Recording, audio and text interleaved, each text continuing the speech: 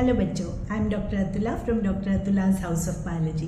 Continue करते हैं excretory products and their elimination को। तो आज का टॉपिक है हमारा रेगुलेशन ऑफ किडनी फंक्शन। साथ ही साथ हम डिस्कस करेंगे मिक्चुरेशन का प्रोसेस। तो जो किडनी फंक्शंस है ना, वो तीन बेसिक चीज़ें कंट्रोल करती हैं। एक तो है इसमें हाइपोथैलेमस, वो हमें पता है वो कंट्रोलिंग सेंटर होता ही है। दूसरा है इसमें जेजीए, जक्स्टा ग्लोमेरुलर एपरेटस, और तीसरा टू सम एक्सटेंट हार्ट। इनमें से हाइपोथैलेमस और जेजीए इन दोनों का होता है पॉजिटिव चेक, और जो हार्ट का फंक्शन है वो इसमें नेगेटिव होता है। पॉजिटिव और नेगेटिव क्या है? वो जो जीएफआर को बढ़ाए वो पॉजिटिव है, और जो जीएफआर को घटाए वो नेगेटिव है। तो एएनएफ एट्रियल नाट्रियूरेटिक फैक्टर होता है हार्ट में से, जो जीएफआर को घटाता है। तो इनमें क्या करना है, हमें जो भी हार्मोन आएगा उसके साथ ही साथ फंक्शंस याद कर लेने हैं। इसमें से जो एमसीक्यूज फ्रेम होते हैं वो मैच द फॉलोइंग की फॉर्म में आते हैं। तो किसका कौन सा फंक्शन है वो हमें क्लैरिटी होनी चाहिए। सबसे पहले हम बात करते हैं हाइपोथैलेमस की। तो हाइपोथैलेमस हमें पता है होमियोस्टैसिस को मेंटेन करता है, और साथ ही साथ ऑस्मोरेगुलेशन भी हाइपोथैलेमस के कंट्रोल के अंडर होती है। तो इसका मतलब क्या है, जब भी कभी कंसंट्रेशन में चेंजेस होंगे, जैसे ब्लड वॉल्यूम में चेंज हुआ, किसी तरीके से वाटर का लॉस हो गया, फ्लूइड का लॉस हो गया, या कोई आयनिक बैलेंस में गड़बड़ होगी, तो हमारे ऑस्मो रिसेप्टर्स जो हैं वो इसको डिटेक्ट कर लेते हैं। ऑस्मो रिसेप्टर्स इस चेंज को डिटेक्ट करके हाइपोथैलेमस को सिग्नल भेजते हैं। हाइपोथैलेमस में से एडीएच एंटी डाययूरेटिक हार्मोन, या इसका दूसरा नाम है वेसोप्रेसिन, ये रिलीज होता है। आके वो पोस्टीरियर लोब ऑफ पिट्यूटरी के थ्रू होता हुआ है, इसे हम न्यूरोहाइपोफाइसिस भी बोलते हैं, पोस्टीरियर लोब ऑफ पिट्यूटरी को। वहाँ से होता हुआ वो पहुँचता है distal convoluted tubule of nephron में। डीसीटी में हमने डिस्कस किया था कंडीशन रिजॉर्प्शन होती है। तो यहाँ पर एडीएच वाटर के एब्जॉर्प्शन में हेल्प करता है। तो डीसीटी में से, डिस्टल कॉन्वोल्यूटेड ट्यूब्यूल में से पानी एब्जॉर्ब हो रहा है under the influence of ADH. जब पानी एब्जॉर्ब होता है वहाँ से, वाटर के एब्जॉर्प्शन के बाद फ्लूइड्स का बैलेंस दोबारा से मेंटेन हो जाता है। जैसे ही जीएफआर बढ़ता है, ऑस्मो रिसेप्टर्स स्विच ऑफ हो जाते हैं and there is no more secretion of ADH. तो ये फीडबैक मैकेनिज्म के बेसिस पे काम करता है कि जैसे चेंजेस डिटेक्ट हुए, उसने डिपेंडिंग अपॉन, अगर जीएफआर घट रहा है तो ऑस्मो रिसेप्टर्स सिग्नल भेजेंगे एडीएच को भेजने के लिए, सो दैट एडीएच पानी एब्जॉर्ब करके जीएफआर को वापस पहले जैसा कर दे। द मोमेंट नॉर्मलाइज होता है, वो सारा का सारा प्रोसेस रिवर्स हो जाता है कि ऑस्मो रिसेप्टर्स अब स्विच ऑफ हुए एंड वो प्रोसेस जो है रुक गया एडीएच की फॉर्मेशन का। ये तो है फर्स्ट लाइन ऑफ कंट्रोल। अगर हम सेकेंड लाइन ऑफ कंट्रोल की बात करें तो that is JGA, juxta glomerular apparatus. हमने कहा था जंक्शन है। जक्स्टा ग्लोमेरुलर एपरेटस क्या था, पहले भी हम डिस्कस कर चुके हैं। जो बोमेंस कैप्सूल वाला पार्ट था, ग्लोमेरुलस वाला पार्ट, वो जब डीसीटी के कंटैक्ट में आता है तो वो जेजीए बनाता है। यहाँ पर जेजी सेल्स रेनिन रिलीज करते हैं। रेनिन का क्या कंट्रोल है? रेनिन जो है वो हमारे पास जब भी कभी जीएफआर घटता है तब रेनिन की सिक्रीशन होती है, और रेनिन आकर ब्लड में प्रेजेंट एंजियोटेंसिनोजन को एंजियोटेंसिन 1 और उसके बाद एंजियोटेंसिन 2 में कन्वर्ट कर देता है। जो एंजियोटेंसिन 2 है ये भी डुअल मैकेनिज्म फॉलो करता है। जैसे एडीएच वेसोप्रेसिन मतलब वेसल्स को कंस्ट्रिक्ट करने वाला था, वैसे ही एंजियोटेंसिन 2 भी वेसो कंस्ट्रिक्टर है। वेसल्स की कंस्ट्रिक्शन से बीपी रेज हो जाता है, उससे जीएफआर बढ़ जाता है।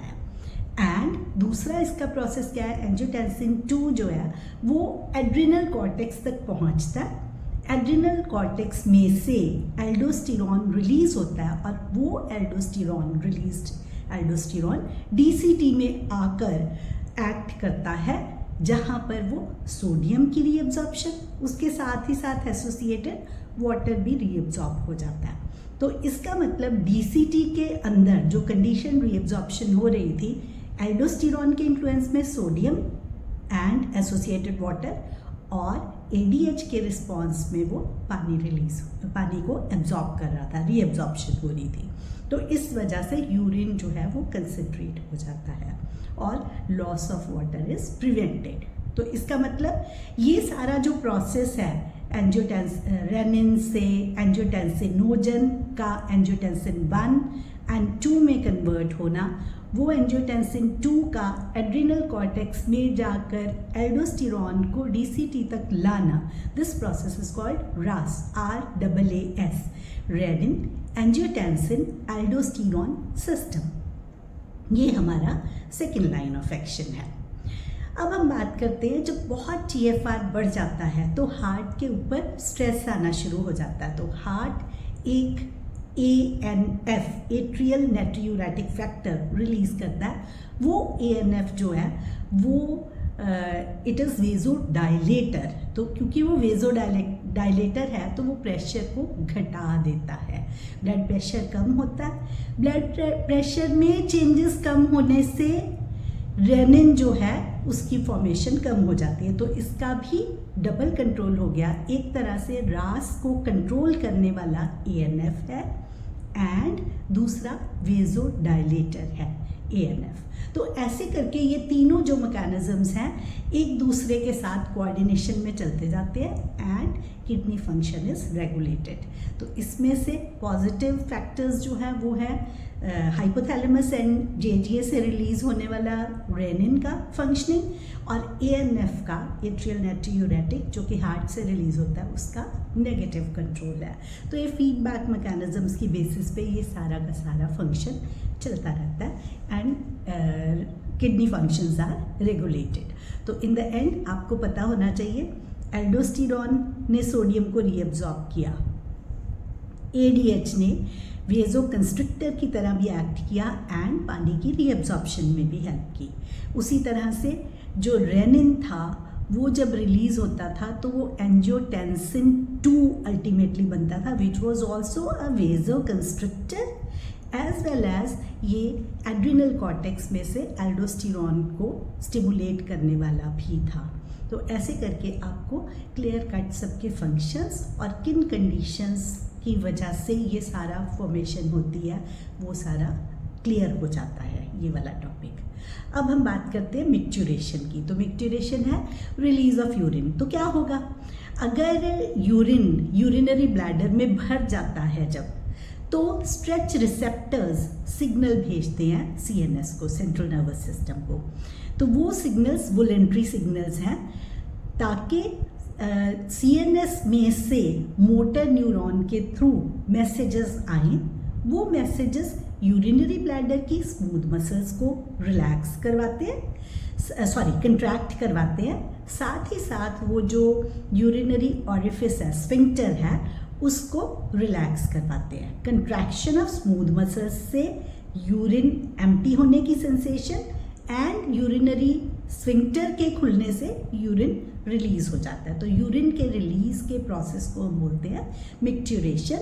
और ये जो फीलिंग है और जिसकी वजह से स्ट्रेच रिसेप्टर्स ने वो मैसेज भेजे and contraction of smooth muscles and relaxation of sphincter हुई, वो सारी है मिक्चुरेशन रिफ्लेक्स। तो एक एडल्ट ह्यूमन बीइंग जो है वो एवरेज 1 से 1.5 litres urine per day release करता है। इस पे 25 से 30 ग्राम्स तक यूरिया रिलीज हो जाती है। यूरिन का अगर हम pH वाइज देखें तो स्लाइटली एसिडिक है, एक कैरेक्टरिस्टिक ओडर होती है, लाइट येलो है इसका कलर। बाकी ना इसकी कॉम्पोजिशन डिपेंड करता है कि कितनी क्वांटिटी ऑफ वाटर ली है या कैसा फूड खाया गया, या अगर कोई ड्रग्स हैं तो उसका जो कलर है वो सारा इसमें से यूरिन में से पास हो जाता। तो अगर हम यूरिन का एनालिसिस करें तो हम क्लिनिकल डायग्नोसिस कर सकते हैं, कोई बीमारियों के बारे में पता लगा सकते हैं, कोई मेटाबॉलिक डिसऑर्डर्स है, कोई किडनी की फंक्शनिंग की टेस्टिंग करनी है अगर, तो सारी चीज़ें हमें यूरिन के एनालिसिस से पता लग जाती हैं। अगर जैसे फॉर एग्जांपल ग्लूकोज की रिलीज यूरिन में इज कॉल्ड ग्लाइकोसूरिया, इसी तरह कीटोन बॉडीज अगर रिलीज हो जाए तो वी कॉल इट कीटोन्यूरिया। तो ग्लाइकोसूरिया और कीटोन्यूरिया ये दोनों इस चीज़ का इंडिकेटर है कि वो पर्सन जो है वो डायबिटिक है, डायबिटीज़ मेलाइटिस है उस पर्सन को। तो ऐसे ही हमारे पास जो है हम एनालाइज करके यूरिन को किसी भी पेशेंट की कंडीशन के बारे में पता लगा सकते हैं अगर उसको कोई एक्सक्रीटरी फंक्शंस का डिसऑर्डर है तो इस वीडियो में इतना ही टेकअप करेंगे हम आज।